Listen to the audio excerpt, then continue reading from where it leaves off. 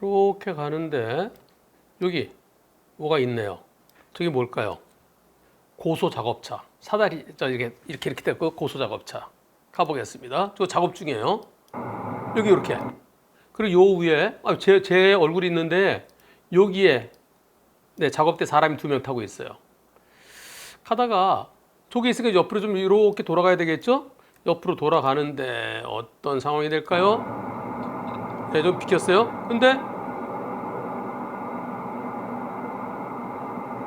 뭐야? 뭐가 꼈어. 뭐가 낑겼어. 그래서 뭐가 껴서 다시 빼내는데 뭘까요?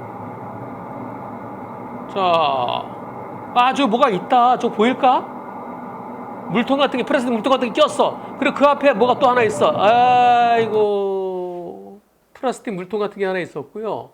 그리고 그 옆에 가방이 있었어요. 요 옆에 가방. 보였을까요? 둘 다 못 봤대요. 뭐가 덜덜덜덜 해서 보니까 저 플라스틱 물통이 그게 딱 껴 있는 거예요.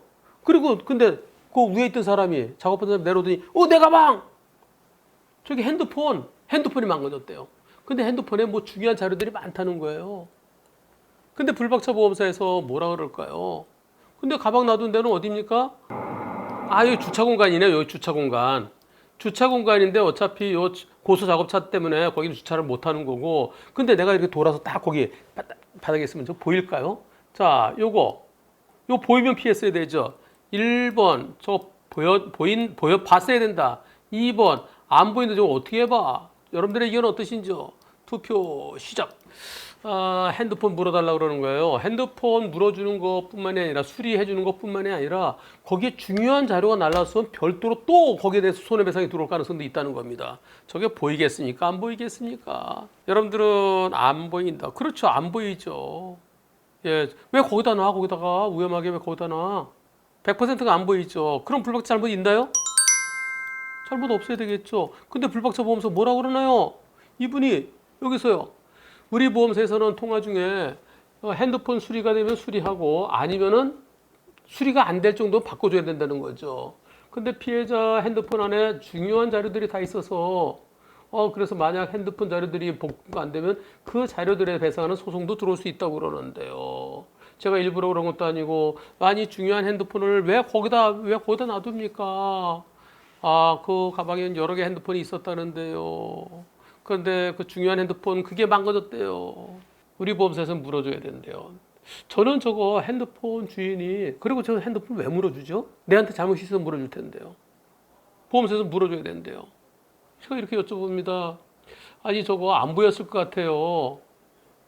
불박차 보험사는 잘못이 있다고 그러나요? 네, 어두운 계통의 작은 터널에 든 가방이고요.